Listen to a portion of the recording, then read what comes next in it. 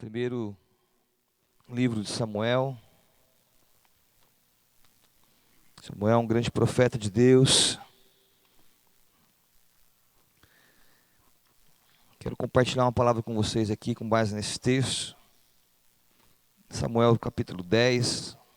Nós vamos ler aqui alguns versículos. Começa assim a palavra do Senhor. No versículo de número 1. Samuel apanhou um jarro de óleo. Repita comigo, um jarro de óleo.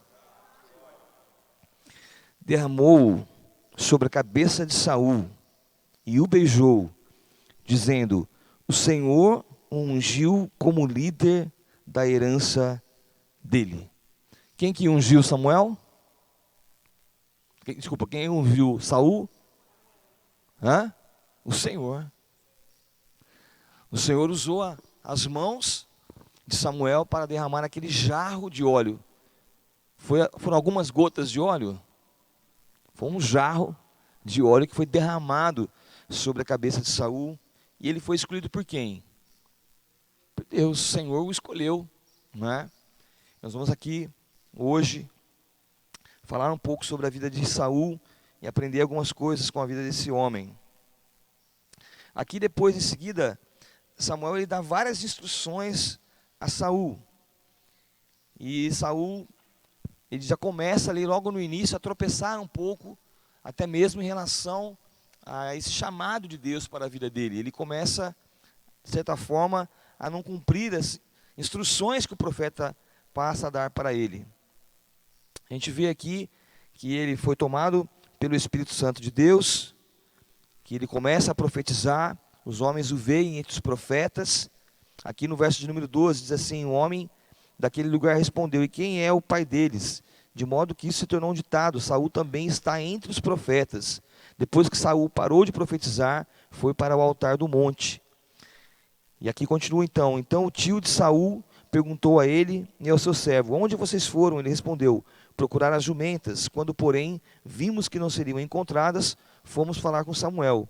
O que Samuel lhes disse? Perguntou o tio. Saul respondeu: ele nos garantiu que as jumentas tinham sido encontradas. Todavia, Saul não contou ao tio o que Samuel tinha dito sobre o reino. Olha só, algumas coisas a gente já vai vendo no tipo de comportamento de Saul aqui, que são preocupantes. Samuel convocou então o povo de Israel ao Senhor em Mispá. E lhes disse: assim diz o Senhor, o Deus de Israel: eu tirei Israel do Egito e libertei vocês do poder do Egito e de todos os reinos que os oprimiam. Mas vocês agora rejeitaram o Deus que os salva de todas as suas desgraças e angústias e disseram: não, escolhe um rei para nós. Por isso agora apresentem-se perante o Senhor, de acordo com as suas tribos e os seus clãs. Tendo Samuel feito todas as tribos de Israel se aproximarem, as 12 tribos, a de Benjamim foi escolhida. Então fez ir à frente a tribo de Benjamim, clã por clã. Então nós sabemos que nós temos as 12 tribos de Israel, que são os filhos de Jacó, que representavam cada uma das tribos. Benjamim era um dos filhos, era o filho mais novo. E essa tribo foi escolhida. Dentro dessa tribo haviam vários clãs, várias famílias, dentro da tribo ali de Benjamim. E foi escolhido então Saul, filho de Quis, que era do clã de Matri. Quando, porém, o procuraram, ele não foi encontrado. Consultaram novamente o Senhor. Ele já chegou? E o Senhor disse: sim, ele está escondido no meio da bagagem. Olha só. Era o momento de ele ser apresentado como o novo rei, escolhido por Deus, ungido pelo profeta Samuel, e ele estava fugindo daquilo. Correram e o tiraram de lá. Quando ficou em pé no meio do povo, os mais altos só chegavam aos seus ombros. Então ele era um homem que tinha um destaque, né? Os mais altos ali de todas as tribos que ali estavam chegavam apenas aos seus ombros. Ele era um homem muito grande, muito forte. E Samuel disse a todos: vocês veem o homem que o Senhor escolheu? Não há ninguém como ele entre todo o povo. Então, de certa forma, Deus escolheu aquele que aparentemente seria o melhor para o povo. Amém? Nós vamos orar então, pedir para que Deus possa trazer para nós. Nós vamos caminhar ainda com alguns outros textos aqui da palavra, se você quiser continuar com a sua vida, a Bíblia aberta. Deus, obrigado, Pai, por essa manhã, por estarmos aqui, Senhor Deus. Sabemos que todos que aqui estão nessa manhã, Senhor, estão aqui para buscar no Senhor algum motivo de oração, alguma situação, alguma circunstância. Fazemos essa série, essa campanha Alvorada da Vitória, com algo específico, um objetivo específico na nossa mente. Começamos bem assim já, colocando algo especificamente para o Senhor, Pai. Que o Senhor possa trazer para cada um de nós aqui a vitória, Senhor, porque nós buscamos o lugar certo, estamos batendo na porta certa, estamos buscando no Senhor. O Senhor é o Deus que realiza milagres. Nós cremos nisso, temos vivido isso nessa igreja. Que o Senhor possa trazer para nós aqui uma reflexão, trazer para nós, para o nosso coração, algo do Senhor aqui nessa manhã, relacionado com a vida do rei Saul. Oramos em nome de Jesus. Amém?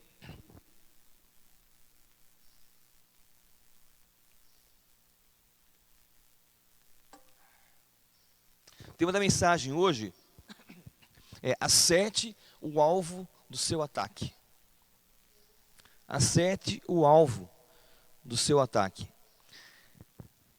Com certeza, talvez, cada um aqui tenha alguma história de algum tipo de frustração, de que você tomou uma direção na sua vida, e quando você chegou lá na frente, você viu que a direção estava errada. Meu Deus, acontece isso, né, gente? Às vezes, quando você está indo para algum lugar que você não conhece direito, aí você toma uma direção e você acha que você está indo na direção certa, mas você está indo na direção errada. Você errou o caminho. Isso pode acontecer muito na nossa vida. Por isso que nós precisamos estar muito atentos. Em algumas áreas da nossa vida que são importantes, nós precisamos sempre buscar a melhor direção em Deus. Tomar as nossas decisões pautadas naquilo que Deus traz para nossas vidas, aquilo que Deus apresenta para nós como a melhor direção. É muito importante isso, e nós vemos que Saul, apesar de externamente ser alguém com uma aparência de ser o melhor, internamente ele não estava muito bem preparado, ou talvez ele não buscou os melhores caminhos para que ele pudesse construir aquele chamado que Deus tinha para ele. Eu acredito que Deus, na sua intenção, ao escolher Saul, ele queria traçar um caminho junto com Saul. Só que durante essa caminhada, Saul, ele começou a ouvir mais a voz do seu coração, ele começou a, de certa forma, negociar os seus medos, as suas fraquezas, e ele então deixou de experimentar na sua liderança como o rei, primeiro rei do povo de Israel. Ele deixou de experimentar a ação e a intervenção de Deus. Isso muitas vezes acontece com a gente. Pode ter certeza, toda vez que você erra o alvo, é porque alguma coisa está acontecendo ali na sua conexão com Deus. Nós temos que estar atentos a isso. Nós até sabemos que a própria palavra pecado, o significado literal dessa palavra, no original, é errar o alvo. Olha só. Então a nossa percepção, ela precisa estar sempre conectada com a percepção de Deus. Nós temos que estar com o nosso espírito sempre alinhado com o Espírito de Deus. Nós vemos que Samuel aqui, ele foi visitado pelo Espírito Santo, ele foi tomado pelo Espírito Santo. Nós sabemos que no Antigo Testamento, a forma de Deus agir por meio do Espírito Santo era dessa forma, era por uma visitação. Nós hoje temos algo muito especial. Nós não apenas recebemos a visitação do Espírito Santo, mas nós somos hoje a habitação do Espírito Santo. É algo permanente, constante. O Espírito do Senhor está sempre conosco, em nós. Ele é a própria presença de Deus em nós. Jesus em nós, a esperança da glória. Amém? Então, olha só o que nós temos à nossa disposição nos dias de hoje, para que nós não possamos então errar os alvos. E é na nossa relação com o Pai, na nossa relação com o Espírito Santo, que nós vamos então encontrar o melhor caminho e nós não vamos errar o alvo, assim como aconteceu aqui na vida de Saul. Algumas coisas então referentes a essa situação de errar o alvo. A primeira parte dessa mensagem é errando o alvo. Você erra o alvo de ataque quando, primeiro, você respeita mais a missão do que a Deus. Você respeita mais a sua missão, você está mais preocupado com a sua missão do que com o próprio Deus. Gente, isso acontece demais na igreja. Pessoas que assumem algumas lideranças, seja liderança de célula, seja liderança de ministério, até mesmo uma função pastoral, não só na nossa igreja, em todas as igrejas.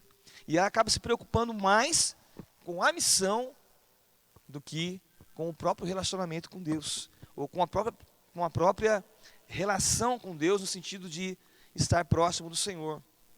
1 Samuel 10, no verso 21. Então fez ir à frente a tribo de Benjamim, já lemos esse texto, clã por clã, e o clã de Matre foi escolhido. Finalmente foi escolhido Saul, filho de Quis.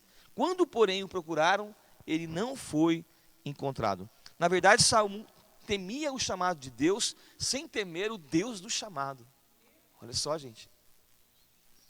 Você crê que cada um de vocês aqui tem um chamado? Amém? Né? Tem até uma canção lá, eu tenho um chamado. Não é assim? Todos nós temos um chamado de Deus. Só que nós temos que entender que nós temos que valorizar muito acima desse chamado de Deus, é o nosso relacionamento com Deus. É o próprio Deus que nos chama. Não tem como você desenvolver, você acertar o alvo, se você não compreender isso. Que a constância no seu relacionamento com o Pai, no temor de Deus, o respeito a Deus, a busca por Ele é o que vai nortear o seu sucesso no seu chamado, no seu ministério. Saul, ele teve medo quando foi chamado, ele deixou que sua luta com o medo prevalecesse diante do chamado de Deus. Estava todo mundo ali esperando ele, né? E ele não se apresentava. Medo. Ele foi ungido, foi derramado ali um jarro de óleo sobre a cabeça dele, mas ele não conseguiu ter a dimensão de que não era ele que iria realizar aquela obra. Meu Deus, se for depender de mim, gente, para pregar para vocês aqui, só misericórdia, não vai sair nada. Mas é a presença de Deus, a presença do Espírito Santo, que nos leva a isso, que nos impulsiona a isso.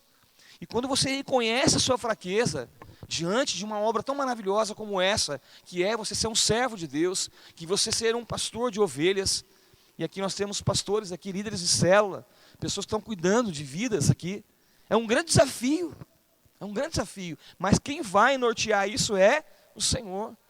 Nós vamos avançar no poder do Espírito Santo. Ah, mas eu não consigo não, ninguém consegue não, filho, ninguém dá conta disso não. Nós só vamos porque nós vamos no poder de Deus.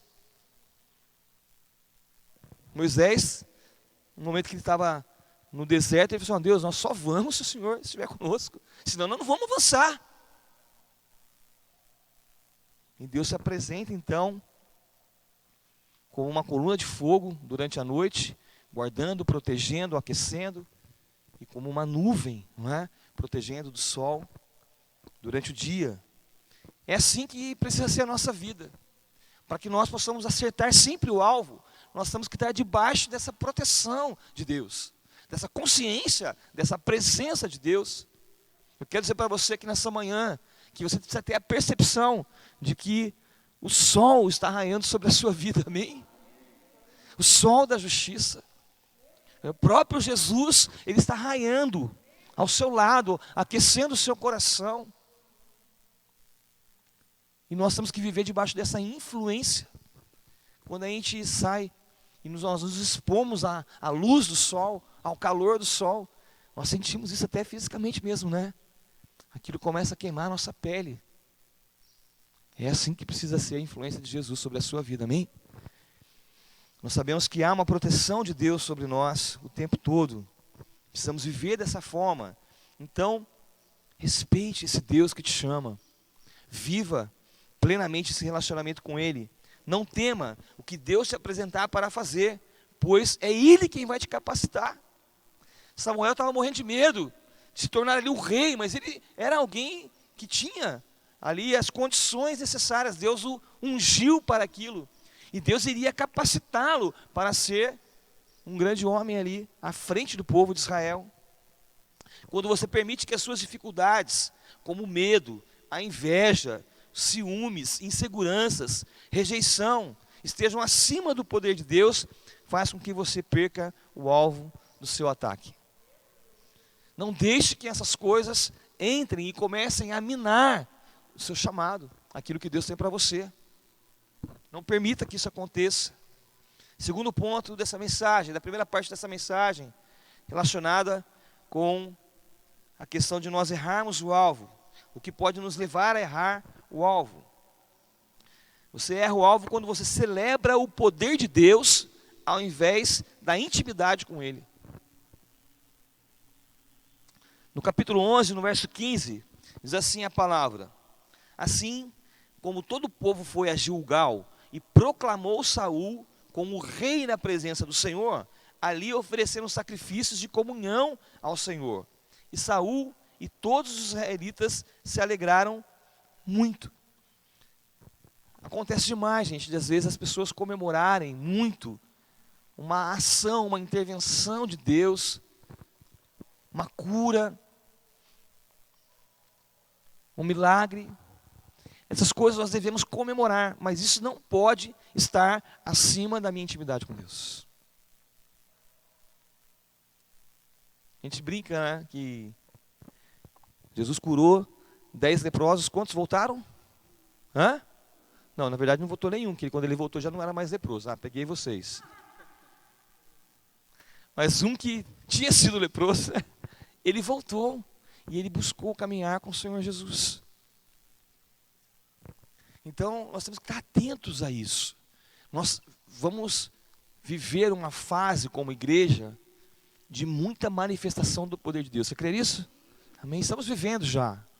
E Deus ele vai trazer ainda mais isso para nós.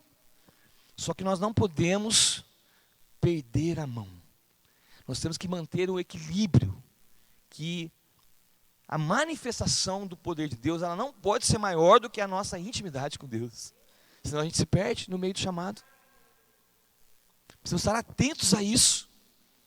Você na sua liderança, na sua célula, você está lá com a cadeira do milagre, você vai orar, pessoas vão ser curadas. Mas o nome do Senhor é que vai ser exaltado. Isso vai te levar ainda a uma maior intimidade com o Pai. Eu não vou achar que eu sou, né, aquele que cura. Não, meu Deus. Não assuma isso para a sua vida. Não traga esse peso para você. A capacidade vem do Senhor, amém? Saul alegrava-se com a força divina, mas não vivia uma intimidade divina. Porque Deus cura qualquer um, gente. Usa qualquer um para curar, desculpa. Deus usa qualquer um para curar. Qualquer pessoa. Porque a cura tem a ver mais com a fé da pessoa que é curada do que a pessoa que está ali orando. Amém?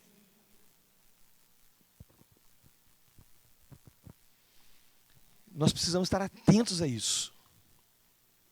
Porque se nós queremos viver grandes milagres da parte de Deus, é necessário que a gente mantenha essa intimidade e essa humildade diante do Senhor. Saul celebrava as vitórias de Deus sobre seu exército, sobre seu povo, mas não tinha uma intimidade, pois nesse mesmo contexto, Saul desobedece a Deus. E ele acaba também errando o alvo. A gente percebe na liderança, na gestão ali de Saul, que em muitas oportunidades, ele sabia o que era certo para ser feito, mas ele acabava fazendo as coisas do seu jeito, e não do jeito de Deus. Amém? Terceiro ponto para nós aqui, nessa mensagem, para você, quando você errar o alvo, que pode levar você a errar o alvo, na pressão, você retornar às velhas fraquezas não tratadas. Só está indo bem. Está indo bem. De repente, um líder chama lá e fala assim: olha, isso aqui não pode ser assim não, filho. Pronto. Não brincou mais. Eu achei que você estava mais maduro, que você já poderia receber, né, um não como resposta. Uma correção de curso. Às vezes a gente não tem maturidade para isso. E aí, é no momento da pressão, né, quando a água ferve, que você vai conhecer o aroma e o sabor do chá. A espana. Isso acontece demais, gente. Às vezes a gente precisa ter um tempo com uma ovelha e conversar com aquela ovelha. Às vezes a ovelha, ela ouve aquilo, né? E recebe aquela palavra de admoestação, né? Com amor. Porque o pai, ele disciplina aqueles a quem ele ama, não é assim? Isso acontece demais na igreja. Está indo tudo bem. Sua ovelha aceitou Jesus, 1 ano, 2 anos, caminhando, liderança. Aí, todo esse tempo, a pessoa recebeu tanta coisa, mudou tanta coisa na vida dela, numa hora que o pastor, ou um líder, ou um ministro chama para conversar, algumas coisas que precisa acertar, alinhar. Ah, não. Aí não é do meu jeito, né? Tá que nem meu filhinho Pedro, de 4 anos. Filho, você está falando assim, assim, assim. Está errado, não é assim que fala. Não, pai, é do meu jeito. Ele tem 4 anos, né? Tudo bem. Aí chega uma pessoa de 40 anos de idade, com toda uma trajetória de vida, está indo tudo bonitinho. Aí você precisa alinhar alguma coisa. Não, filho, não é esse caminho, não, nós vamos em uma outra direção. Ah, não, então... Na pressão, às vezes a gente retorna às velhas fraquezas que não são tratadas. E aí a gente começa a agir como a gente agia antes, e não de acordo com aquilo que Deus tem nos ensinado. Difícil, né? No verso 15, no capítulo 15 de 1 Samuel, 23 e 24. Olha só o perigo disso. Assim como você rejeitou a palavra do Senhor, ele o rejeitou como rei. Olha só o que ele está recebendo. Daí ele reconhece: pequei, disse Saul, violei a ordem do Senhor e as instruções que você me deu, tive medo dos soldados e lhes atendi. Era uma pressão externa, entre ele ficar mal com os soldados e cumprir a vontade de Deus, ele preferiu ficar mal com Deus e cedeu à pressão das pessoas. Olha só, gente, a nossa responsabilidade em relação às coisas que Deus coloca nas nossas mãos. Na pressão, Saul retornou às velhas vulnerabilidades do medo e da inveja. Ao ceder ao medo, novamente Saul desobedeceu a Deus. Ele focou para o lado de fora, na parte externa, mas a sua maior luta era interna, e ela não estava sendo tratada. Quero dizer para vocês, nós estamos terminando o ciclo de 30 semanas. Pensa numa oportunidade de você tratar as coisas internas. Pensa numa oportunidade que você tem, a igreja te oferece um tratado a respeito de cuidar das suas emoções. Eu não vou pedir para ninguém levantar a mão aqui, quem já completou o ciclo do 30 semanas, né, o antigo Celebrando a Recuperação. Eu fui algumas vezes. Mas você fez as suas memórias, né, que antigamente chamava de inventário? Não fiz. Você teve alguém que te acompanhou, que era o seu conselheiro, o seu confidente durante esse período, esse processo? Não precisa. Eu não preciso abrir meu coração, não preciso expor minha vida. Gente, é algo muito importante isso na sua caminhada cristã. Você está num lugar que oferece para você inúmeras oportunidades de você tratar essas mazelas, de fazer essa limpeza, de tirar essas coisas da sua vida, de trazer isso à luz. Eu sempre falo que o 30 semanas é mais ou menos assim, se você entrasse no jardim da sua casa, que é a sua vida, né? E você começasse a fazer uma limpeza, tirar as ervas daninhas. É uma limpeza, né? E erva daninha, alguém aqui já plantou erva daninha? Não, porque elas nascem sozinhas, né? Então tem que estar sempre limpando. E aí tem umas coisas que são mais profundas na limpeza. Às vezes tem umas pedras lá no seu jardim, que você vai levantar e vai sair uns bichinhos meio diferentes lá de baixo, né? Pode ser um escorpião, né? Tem uns bichinhos diferentes, umas aranhas.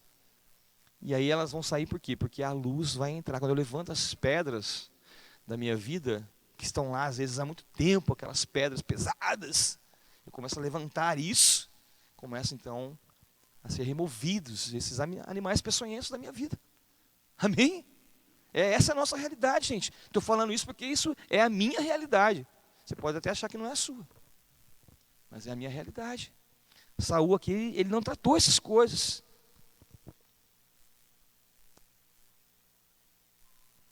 Verso 23, pois a rebeldia é como o pecado, do capítulo 15, é como o pecado da feitiçaria. Meu Deus. Vou repetir de novo, não sei se você prestou atenção. Pois a rebeldia é como o pecado da feitiçaria. E a arrogância como o mal da idolatria. Meu Deus. Só que estou falando, não, gente, tá? É a palavra de Deus, tá? Assim como você rejeitou a palavra do Senhor, ele o rejeitou como rei. Algumas bandeiras vermelhas que nos sinalizam quando o nosso foco, nosso alvo está errado. A ira. Você percebe que você está, sabe aquela coisa que vem de dentro para fora, assim, sabe? Que você sente aquele negócio no estômago. Aí é uma bandeira vermelha para você. Como é que está a sua intimidade com Deus? Se qualquer coisa que você é confrontado, seja no seu trabalho, na sua casa, na sua família, com seu filho, com seus amigos, na sua igreja, já vem aquela coisa assim, você já fica vermelhinho, ruborizado, né? Tem a ver com o seu orgulho, tem a ver com a sua arrogância. Amém? Ansiedade é uma outra bandeira.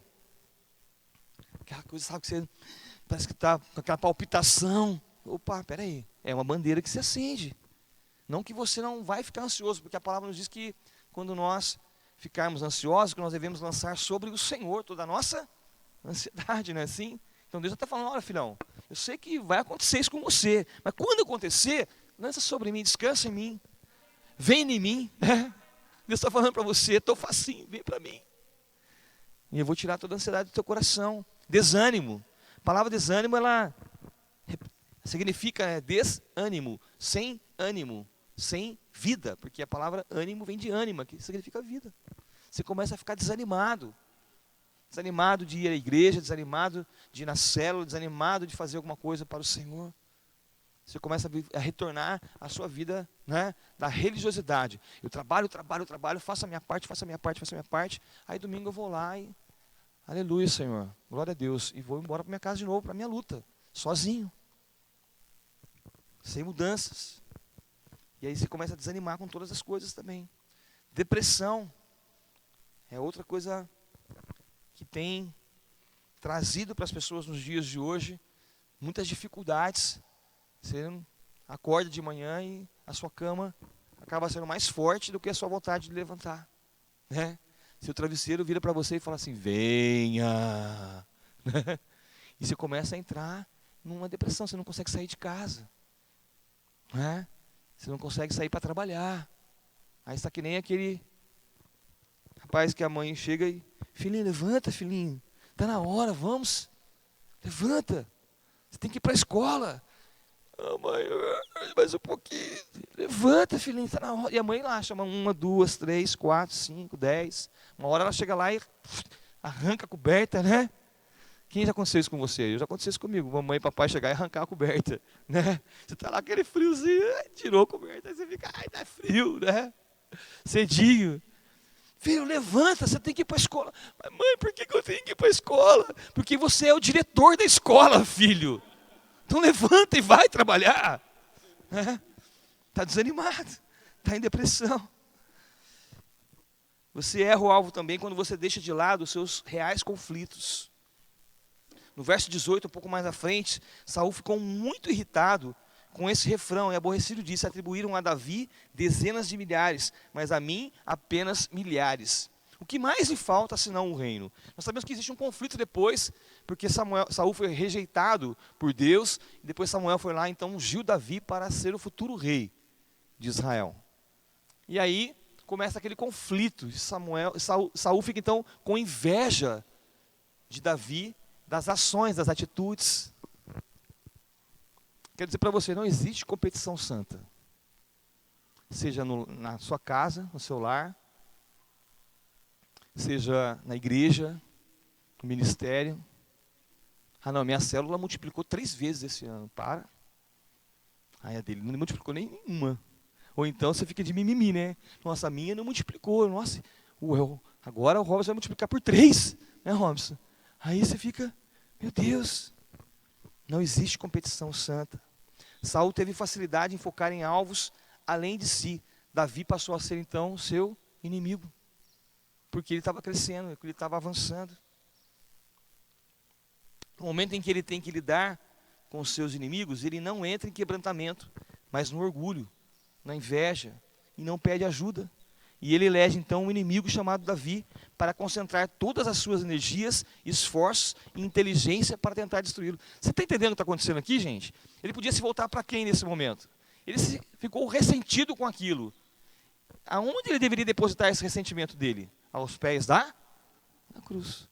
Na época não tinha ainda a cruz, o símbolo da cruz, né? Mas no altar do Senhor. Né?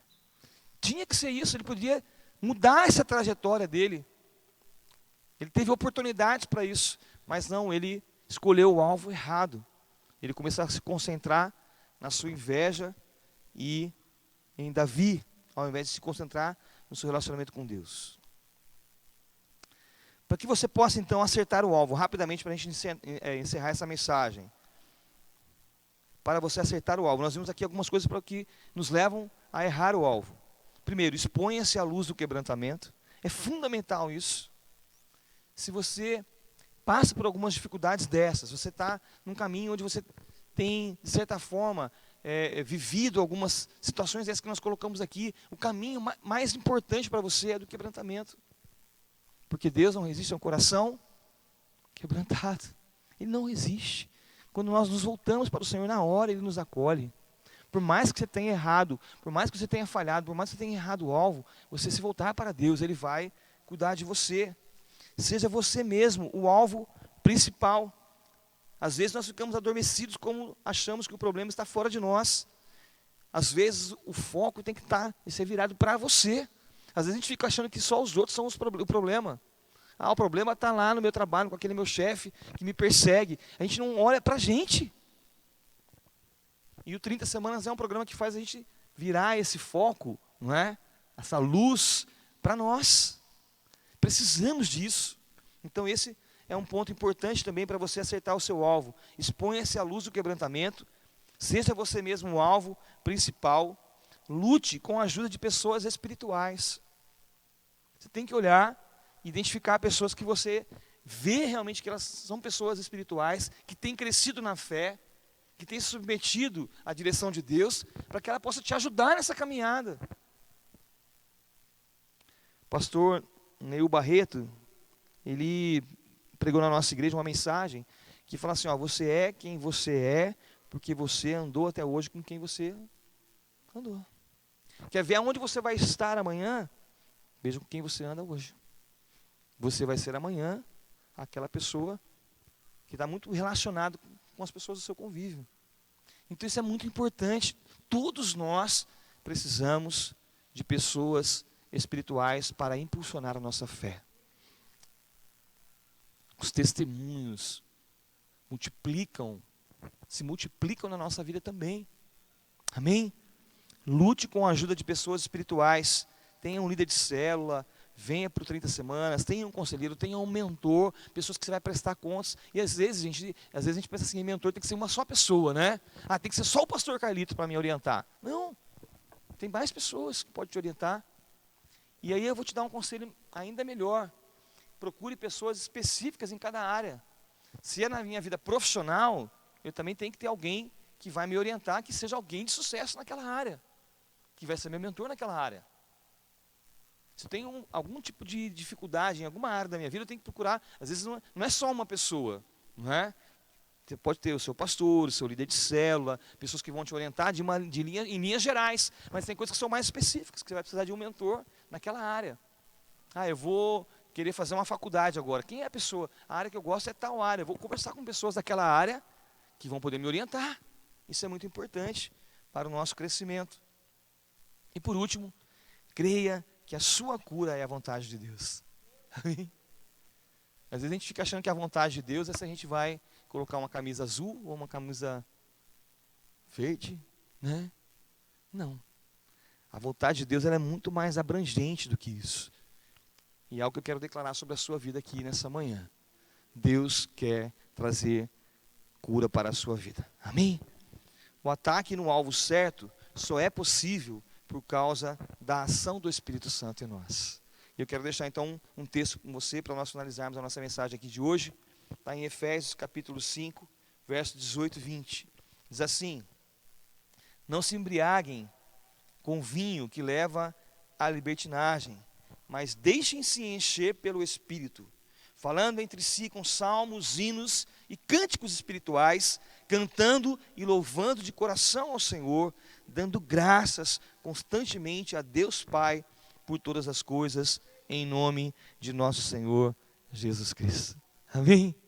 Que o Senhor possa abençoar a minha vida, a sua vida aqui nessa manhã.